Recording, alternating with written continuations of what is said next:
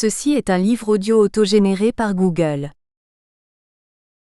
Daniel Fèvre. Historien des religions spécialisé dans le judaïsme biblique, Daniel Fèvre est l'auteur de plusieurs ouvrages sur l'ancienne religion d'Israël. Il enseigne également à Besançon au lycée Pasteur et intervient dans le cadre de l'Université ouverte de Franche-Comté et de Théophak, toujours à Besançon.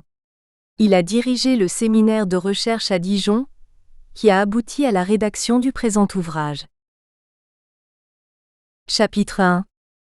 Vêtements et nudité dans la Bible hébraïque. 1. Ils étaient nus et n'en avaient point honte. Au commencement étaient Adam et Ève, créés nus mais inconscients de leur nudité. Le monde était parfait. L'un et l'autre vivaient alors en symbiose avec la nature, vicaires de Dieu sur terre, créatures naturelles issues de la rouge, Adama, la terre.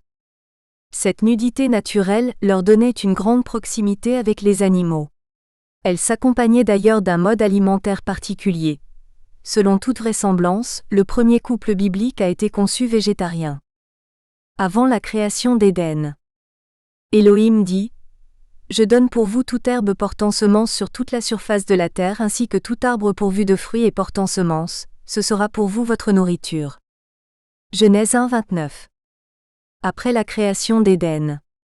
YHWH Elohim donna un ordre à l'ennemi et dit : « Tu mangeras de tout arbre, mais de l'arbre de la connaissance du bien et du mal, tu ne mangeras pas car le jour où tu en mangeras, tu mourras. » Genèse 2, 16 à 17. Certes, dans les deux cas, il s'agit d'une obligation et non d'une interdiction, l'obligation de se nourrir avec les productions végétales de la terre. L'interdiction de consommer de la viande n'est pas formulée explicitement, mais elle découle de la première injonction, qui prend force de loi.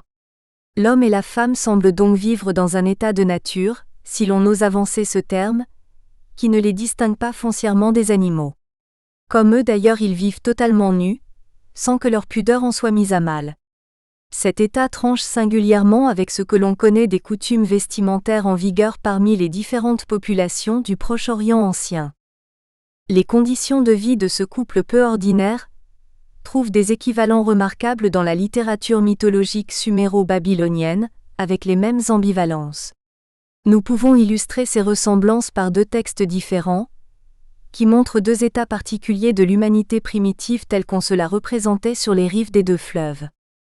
Le premier évoque les hommes aux premières heures de la création.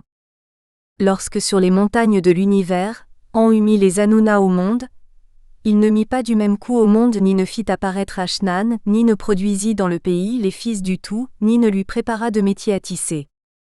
Il n'y avait pas de vêtements pour se couvrir, et comme Utu n'avait pas encore été mis au monde, on ne partait pas de pagne non plus, et chacun ne s'était pas encore élancé en la steppe. Aussi les hommes de ces temps reculés ne savaient-ils manger du pain, ni se couvrir de vêtements.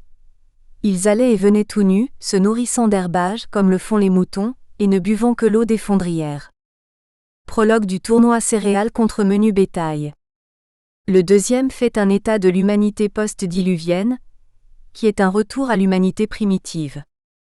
L'humanité dans la steppe. En ce jour, aucun canal n'était creusé, ni talus, ni rigole n'était nettoyé, ni charrue, ni semaille n'existait, dans tout le pays aucun sillon n'était établi. L'humanité d'alors, chaque âne n'étant pas sorti sur la terre asséchée, ne savait pas façonner de premiers vêtements, l'humanité allait nue. En ce jour-là, il n'y avait pas de serpent, pas de scorpion. Il n'y avait pas de lion, pas d'hyène. Il n'y avait pas de chien ni de loup. L'humanité n'avait pas d'adversaire, il n'y avait pas de peur ni de cause de terreur. Texte dur et liste royale de Lagash. Quelques précisions s'imposent, afin de mieux comprendre les noms propres cités dans ces deux extraits. An est le dieu du ciel. Utu est la déesse du tissage, surnommée la tisseuse ou la fileuse. Les Hanouna constituent l'ensemble des grands dieux. Ashnan est la divinité patronne des céréales. Chakan est le dieu des bêtes sauvages et des troupeaux. Les Akkadiens utilisaient le terme de loulou pour qualifier cette humanité sauvageonne. C'est en particulier le mot qui sert à désigner Enkidu, le compagnon de Gilgamesh, avant qu'il ait reçu l'initiation à la civilisation par la courtisane Shamat, dont le nom signifie approximativement « fille de joie ». L'humanité primitive mésopotamienne, comme celle que symbolisent Adam et Ève, est donc nue et ne semble pas en tirer une honte particulière. Cette nudité s'explique par l'absence de Chakan, le dieu du bétail dont on tirait naturellement la laine ou le cuir pour se vêtir, ainsi que par celle de la déesse Utu, patronne des fileuses. Dans ces deux textes mythologiques, on trouve également la même sensation de sérénité que dans chacun des deux récits bibliques. Il n'est pas précisé que l'homme exerce une souveraineté particulière sur les animaux, mais l'absence de prédateurs fait de lui, de manière tacite, le maître de la création. Dans le deuxième récit, on remarquera également que parmi les animaux désignés comme les plus dangereux, c'est le serpent qui arrive en tête, avant le scorpion, le lion ou le loup. L'interprétation de ces différentes données n'est pas facile. La nudité, comme le refus de se nourrir de viande, semble naturellement l'un comme l'autre lié à une certaine notion de pureté. Dans les récits bibliques de la création, on ne dit rien de très précis sur la manière dont les animaux vinrent au monde. Dans la version sacerdotale, l'auteur rappelle seulement que la création des animaux fut une bonne chose au regard de la divinité. Dans la version yaviste, la manière dont cette création est décrite insiste sur le rapport particulier qui lie l'animal à l'homme. YHWH Elohim modela de la terre tout animal des champs, et tout oiseau des cieux. Puis il les fit venir devant l'homme pour voir ce qu'il crierait pour chacun d'eux, et tout ce que l'homme cria pour eux avait pour nom, âme vivante. Genèse 19. La traduction de ce verset peut paraître assez laborieuse, mais elle est conçue pour serrer au plus près le texte hébreu, au moins dans le cadre de la problématique qui nous intéresse. L'animal est conçu comme une âme vivante, une nefesh haya. C'est cette même expression qui sert à définir l'homme au moment de sa création, lorsqu'il reçoit de YHWH l'influx divin. C'est peu être en raison de cette proximité structurelle entre l'homme et les animaux que ceux-ci sont pour un temps préservés de l'appétit de l'homme. Dans ce premier âge mythique de l'humanité, il règne une fraternité totale entre toutes les créatures, même si, entre toutes, c'est l'homme qui reçoit mandat pour les diriger. Dans des temps eschatologiques, on retrouvera d'ailleurs cette fraternité entre les créatures en des termes finalement assez proches. Le loup habitera avec l'agneau, le léopard se couchera avec le chevreau, le veau, le lionceau et la bête à engrais seront ensemble et un petit garçon les mènera. La vache et l'ours paîtront ensemble et leurs petits auront le même gîte. Comme le bœuf, le lion mangera du fourrage. Le nourrisson s'amusera sur le trou de l'aspic et sur le petit de la vipère, l'enfant étendra la main. Il n'y aura plus ni mal, ni destruction sur toute la montagne de ma sainteté.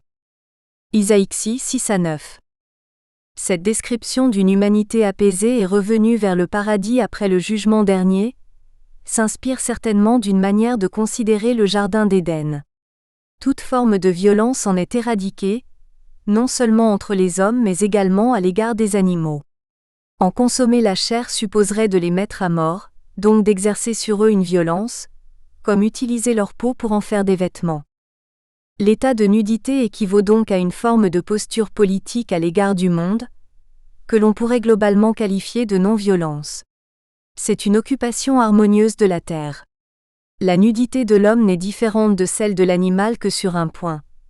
Elle porte en elle le pouvoir qui n'a pas encore besoin d'être visualisé par les dépouilles tannées des animaux vaincus, attachés au corps de l'homme. C'est un pouvoir d'intelligence, non de prédation. Cependant, la nudité du couple accent aigu d'énique répond également à une nécessité anthropologique évidente. Tout être humain naît en état de nudité, fût-il le premier de la création. Rappelons-nous la phrase prononcée par Job au début de son épreuve. « Nu je suis sorti du ventre de ma mère et nu j'y retournerai. » Job 21. Comme Job, Adam est sorti nu du ventre de la terre et comme lui il y retournera car il n'est que poussière. L'association symbolique entre la terre et le ventre de la femme pour évoquer la conception apparaît ailleurs, dans la Bible hébraïque, en particulier chez le psalmiste. Les mystères des entrailles de la femme évoquaient pour les hommes inquiets les abysses profonds. Nous y reviendrons. La langue hébraïque utilise plusieurs adjectifs pour définir l'état de nudité. Les deux principaux peuvent se prévaloir d'une très grande proximité sémantique, arôme et érome. Mais leur ressemblance ne doit pas gommer leur différence. Le premier, Arôme est essentiellement utilisé pour définir l'état de nudité initial de l'homme et de la femme en Éden, celui dont ils n'avaient point honte, ni même sans doute conscience. Le second terme, érom, désigne l'état de nudité tel qu'ils en prennent connaissance après que leurs yeux se soient dessillés, celui qui les pousse à se confectionner des vêtements de fortune pour masquer cet état. Le premier terme semble inspirer l'harmonie, le second sans la faute. Bien sûr, on pourrait rétorquer qu'il s'agit seulement de la part des auteurs, d'un simple souci littéraire destiné à éviter une répétition. À cela, on peut tout d'abord répondre que d'une manière générale, la répétition ne répugnait guère aux écrivains bibliques qui en usaient fréquemment entre autres dans un but de renforcement de l'idée à défendre. De plus, cette différence de sens n'apparaît pas que dans cet extrait. Les 16 mentions du mot arôme supposent tout un état de nudité propre à l'innocence ou à la sainteté. Elles désignent une nudité qui se peut montrer, celle des prophètes devant YHWH, dans une posture théologique qui a progressivement disparu d'Israël, ou bien une nudité qui marque le dénuement, la pauvreté, la détresse. Une nudité qu'on ne saurait donc, en toute bonne foi, condamner. L'autre terme a un sens nettement plus péjoratif, en particulier lorsqu'on le rencontre dans le livre d'Ézéchiel, au chapitre 16. Ce chapitre illustre l'action de YHWH sur son peuple, dans une allégorie qui personnalise Jérusalem sous les traits d'une femme, fruit des amours entre un père amorite et une mère hittite, c'est-à-dire de deux étrangers fondamentaux. De ces amours primordiales puisqu'elle se réfère à la fondation de la ville sainte, Jérusalem naît et demeure dans un état pitoyable. Le cordon n'a pas été coupé, on ne lui a pas donné le bain ni l'onction de sel rituel, propre aux purifications, elle n'a même pas de lange. C'est dans cet état, nu et baignant dans son sang, que YHWH l'a recueilli. Et cet état de nudité, issu d'un mariage originel contre nature, est rendu par le terme érom, V7 ou érom, V22. C'est une nudité qui n'a pas été purifiée par les gestes habituels, l'eau et le sel, lesquels revêtaient aux yeux des anciens Hébreux une importance extrême en Israël, et pas seulement pour des raisons sanitaires. Il permettait de couper le nouveau-né du monde d'où il venait, d'un monde incréé, proche de l'état initial du cosmos, d'où on le croyait tiré. La nudité ainsi désignée par le prophète n'était pas de notre monde. Elle avait été vue par d'autres formes de divinité. Elle est fondamentalement différente de celle désignée par Arôme, que l'on trouve chez Job, où les rituels de purification ont permis en quelque sorte de l'apprivoiser. Dans ce chapitre toujours, le terme érom connaît d'ailleurs une formule de renforcement avec l'expression érom ou hieréa, que l'on traduit généralement par nu et dénudé, le second terme indiquant l'action volontariste de montrer ce qui ne devrait pas l'être. Enfin, l'état de nudité initial du premier couple humain permet un jeu de mots d'un autre type. Tous deux étaient nus, et ils n'en avaient point honte. Or, le serpent était le plus avisé parmi tous les animaux des champs qu'avait fait YHWH Elohim. Genèse 2, 25-111, 1. Le jeu de mots porte sur les deux termes nu et avisé. Ils sont construits avec les mêmes consonnes, RWM, mais se vocalisent d'une manière un peu différente. Arôme pour le premier et aroum pour le second. Dans ce dernier cas, il n'implique pas seulement la ruse, la rouerie ou l'astuce. Il signifie également prudent ou avisé, voire rusé comme il est souvent traduit dans cet extrait. Les proverbes le mettent fréquemment en rapport avec la sagesse. La sagesse de l'homme prudent, c'est de veiller à sa voix. Proverbe 14:8. L'homonymie des deux mots provient sans doute d'une même origine étymologique. En effet, l'astuce, la ruse ou l'intelligence permettent souvent de découvrir les choses cachées en remplaçant l'évidence du visuel par la puissance du raisonnement. Cela équivaut à en retirer les voiles pour découvrir leur sens profond. C'est probablement par cette voie que cette racine a pu évoluer vers l'idée de nudité, ce qui ne cache rien ou ce qui s'offre à voir. L'homme intelligent est celui qui peut voir, au travers des choses, la vérité toute nue. Cette nudité joue donc réellement un rôle central dans le mythe d'Éden, car elle met l'homme en balance entre deux états, celui de nature et celui de culture. Cependant, puisque la première créature semble avoir été perçue comme un plus qu'homme issu de la terre, on peut induire de cette filiation l'idée d'une certaine forme de vêtement, la couleur même de la peau. En effet, l'hébreu comme souvent joue ici sur les mots et en particulier sur le radical, dm.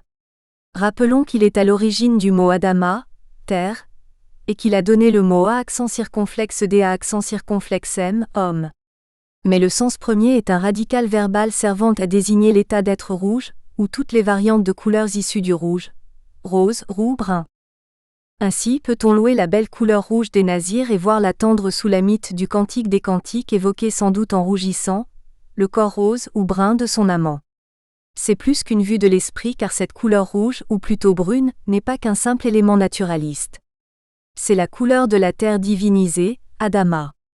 La couleur de la peau de l'homme induit donc un phénomène de filiation entre l'homme et la terre, possible relent de hiérogamie primordiale. Adam, premier peau rouge, possède donc la même nudité que sa mère, la couleur de la terre.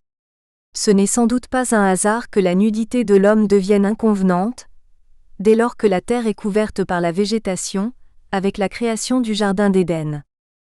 De même que symboliquement, la végétation devient le vêtement de la terre, l'homme doit voiler sa propre nudité avec le même matériau que sa mère, les feuilles d'un arbre. 2. Cacher c'est le sein que je ne saurais voir. Les ennuis commencent avec le premier péché, la première dissimulation, le premier vêtement. Élément de culture qui s'oppose à l'être de nature tel que l'homme a été créé, le vêtement prend immédiatement une connotation ambiguë. Parce que la femme poussa l'homme vers l'affrontement avec la divinité, elle lui permit de réaliser qu'il était nu, et que cette nudité devenait un obstacle à son désir prométhéen d'identification au Dieu. Pour masquer ce qu'il ne voulait plus voir, ni surtout montrer, Adam et Ève se confectionnent des pagnes avec des feuilles de figuier, que YHWH remplacera presque instantanément par des vêtements de peau d'animaux, après leur avoir signifié leur châtiment. La pudeur, premier élément qui distingue l'humanité du monde animal, apparaît ici comme un élément fondateur, donc existentiel. Bien avant le rire de Sarah, le vêtement est le propre de l'homme. Premier vêtement, premier symbole, et déjà première opposition. Le figuier, c'est la représentation biblique du cultivateur, du sédentaire. Chacun sous sa vigne et sous son figuier, était en Israël l'une des expressions les plus parlantes pour stigmatiser l'agriculteur satisfait. La peau de bête, en revanche, renvoie à la vie du nomade, de l'éleveur, du pasteur de petit bétail. Le portrait de l'hébreu nomade traditionnel tel que l'imagerie biblique l'a figé sans doute un peu hâtivement. En quelque sorte, on peut dire que dès l'abord, l'habit fait le moine. Une étude sémantique et linguistique du texte biblique convainc rapidement l'exégète de l'importance du vêtement pour les auteurs de l'Ancien Testament. Une recherche des différents items permet d'exhumer une douzaine de termes servant, d'une manière ou d'une autre, à désigner le vêtement. Au total, c'est près de 400 mentions qui sont rencontrées dans la Bible hébraïque, soit davantage que les termes utilisés pour représenter la conclusion de l'alliance, qui est pourtant l'une des notions vedettes de ce texte. On y trouve deux grandes catégories de termes. L'une d'entre elles, la plus neutre, permet de dégager deux substantifs issus du verbe lavage, désignant très prosaïquement l'action de revêtir ou plus généralement de s'habiller. Ce verbe n'est employé pas moins de 112 fois et les deux noms, levouche et malbouche respectivement 32 et 8 fois. Ni l'étymologie, ni l'usage ne permettent de dépasser la simple notion de couverture du corps, dans une acception on ne peut plus neutre. D'autres termes existent également, mais nous ne retiendrons ici que celui de Béged. Il est le plus intéressant, d'abord parce que c'est très nettement le plus utilisé avec 216 mentions, ensuite parce qu'il semble étymologiquement solidaire du verbe bagad qui recouvre des sens aussi différents que couvrir, trahir, tromper. On trouve d'ailleurs à 2 reprises le mot utilisé dans le sens de trahison, tromperie. Naturellement, la véritable étymologie reste problématique, mais nous savons que pour les auteurs bibliques, comme pour tous les autres en ce monde, une homonymie permettait tous les jeux de mots possibles et laissait souvent apparaître en filigrane des éléments de synonymie. Un épisode illustre d'ailleurs cette fonction du vêtement comme vecteur de la tromperie des hommes, et plus particulièrement de celle des femmes, que la plupart des auteurs bibliques avaient d'ailleurs tendance à considérer comme des spécialistes en la matière. Il s'agit de l'épisode qui permet à Jacob d'usurper le droit d'aînesse. Sur les conseils avisés de sa mère, Rebecca, il enfile les vêtements d'Ésaü afin de se faire passer pour lui auprès de son père, Isaac, devenu presque aveugle, dans le but d'arracher sa bénédiction. Elle pousse même le subterfuge jusqu'à recouvrir le cou et les mains de Jacob de peau de chevreau, car il était glabre alors que son frère était velu. Si Isaac reconnaît la voix de son fils comme étant celle de Jacob, la peau de chevreau et les vêtements feront loi et il le bénit en croyant bénir Ésaü. Une fois de plus, l'habit a fait le moine. Le parallèle entre cet épisode et celui du pagne d'Adam et Ève remplacé par un vêtement de peau est évident. Là aussi, nous retrouvons cette opposition entre les deux modes de vie, pastoral et agricole. Mais ici c'est la femme, et plus particulièrement la mère, qui remet l'homme dans le droit chemin. Il vaut mieux transgresser une loi immémoriale que bénir un cultivateur. Le vêtement est certes un élément de dissimulation, mais il est ici utilisé pour la bonne cause et sous le regard compréhensif, pour ne pas dire complice, de YHWH qui légitime cette préférence de Jacob sur Ésaü contre la vie même d'Isaac. La dimension de duperie, dont le vêtement est affublé, vient peut-être aussi du fait que l'habillement semble avoir été plus ou moins identique pour l'homme et pour la femme, même si le Deutéronome interdisait explicitement de se vêtir à la manière de l'autre sexe. C'est peut-être dans cette perspective de sexualisation de la silhouette que les hommes se laissaient uniformément pousser la barbe, quand les femmes décoraient leurs vêtements de multiples breloques. 3. D'Oès et de Ner tu m'as tissé. Cette phrase, tirée du livre de Job, laisse apparaître YHWH comme un dieu tisserand et fait du corps humain un étroit réseau d'éléments complémentaires dont la somme savamment enchevêtrée constitue l'homme. Elle paraît résumer, au plan du microcosme humain, l'image du tissu social tel qu'on souhaiterait le voir apparaître chez les anciens Hébreux. Certes, c'est une image un peu différente du dieu potier qui façonne l'argile et auquel les premiers chapitres de la Genèse nous ont habitués, mais c'est une image que l'on retrouve chez d'autres auteurs, en particulier le psalmiste. C'est toi qui as créé mes reins, qui m'as tissé dans le ventre de ma mère. Mes os ne t'étaient pas cachés quand je fus façonné en secret, tissé dans les profondeurs de la terre. 6xx 13-15. Cet extrait permet d'établir un lien intéressant entre l'homme tiré de la terre et la notion de tissage. Le ventre de la mère, identifié au ventre de la terre, permet de rattacher cette image à celle de la Genèse. Mais c'est la dimension sociale qui nous importe ici. Par son architecture interne, le vêtement tissé recouvrerait une dimension anthropologique qu'il est utile d'explorer plus profondément. Cette exploration commence d'abord par le vocabulaire, mais alors, la quête est très décevante. L'hébreu ancien n'utilise pas de terme spécifique pour désigner le tissu lui-même.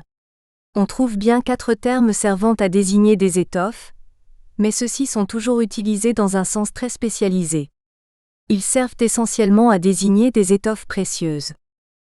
Séva apparaît à 3 reprises, toutes dans le même extrait Juge V30. Il désigne une étoffe de couleur prise lors d'un butin. Méhi se rencontre 2 fois dans le même extrait, également Ézéchiel 16, 10.13. Il désigne une étoffe précieuse, sans doute portée par une reine. Sa proximité linguistique avec le verbe macha, oindre, lui confère peut-être une dimension magique, mais que l'on ne peut attester. À Touveau, Proverbe 7, 16 et Euchimen, Psaume 68, 32, sont 2 mots orphelins. Ils désignent l'un et l'autre des étoffes de qualité importées d'Égypte. Faute de trouver le tissu espéré, nous avons cherché le tisserand et son action. Là encore, la moisson est assez mince. Un radical verbal surtout sert à désigner indifféremment l'action et l'acteur. C'est le verbe arag rencontré à 13 reprises, 3 fois seulement comme verbe et 10 fois sous une forme substantivée. Malgré sa rareté, ce verbe est employé dans 3 contextes différents, qui nous donnent un spectre sémantique très large dont il serait hasardeux de tirer des conclusions trop catégoriques. 2 Rois 23, 7. Des femmes tissent des robes pour la déesse Ashéra. Juge 16, 13. Samson fait tisser ses cheveux en 7 tresses. Isaïe 59, 5. Les araignées tissent leurs toiles. Quand il est utilisé pour désigner le tisserand, c'est toujours dans des expressions très généralistes, travail de tisserand, ou en liaison avec des outils de tisserand, peigne et en souple.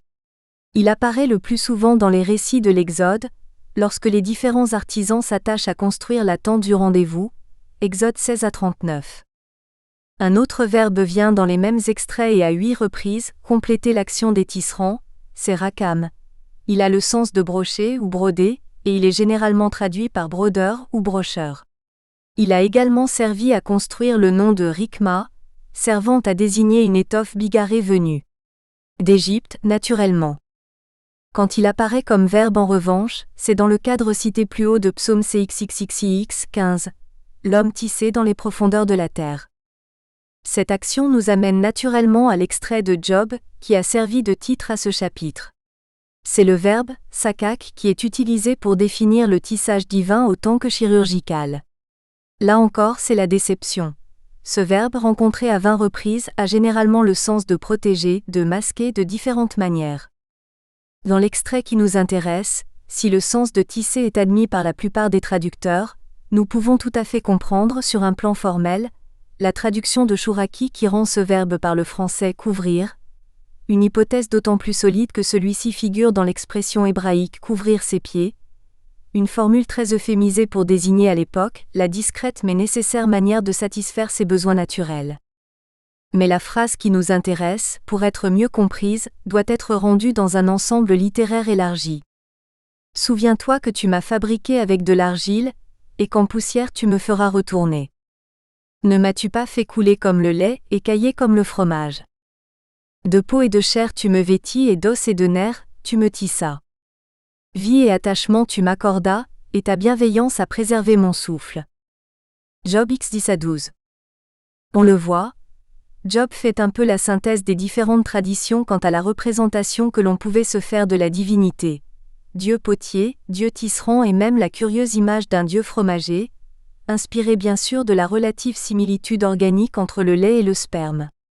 Celui-ci, en caillant au terme d'une alchimie mal maîtrisée à l'intérieur du ventre de la mère, donne naissance à l'embryon, dans une anthropologie peu désireuse de laisser à la parturiente un autre rôle que celui de simple réceptacle.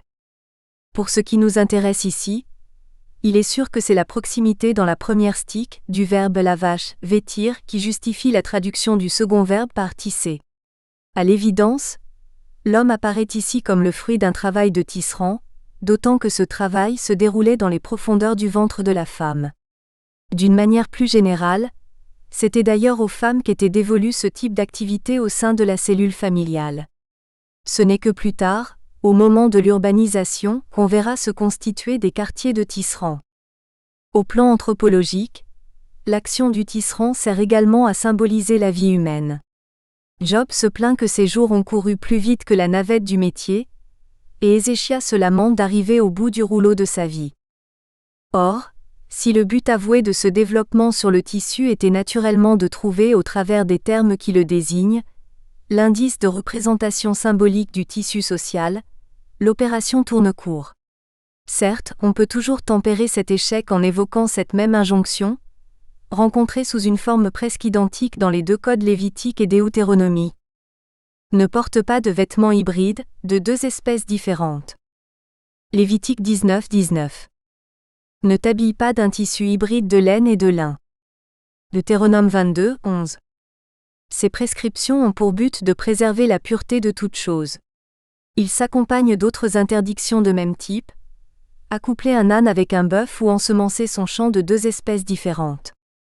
Ces propos ont probablement vocation de préserver ainsi la race sainte d'Israël, telle qu'on peut la rencontrer de manière très appuyée dans le livre d'Esdras. Mais ils sont trop minoritaires pour étayer l'idée que la trame du tissu servait de modèle symbolique aux structures de la société israélite ancienne. Celle-ci reposait plutôt sur la notion d'un même sang, qui coulait dans toutes les veines du peuple et qu'on n'hésite pas à faire couler quand il s'agit de le venger. Et si le même sang ethnique irriguait le tissu humain de chaque individu?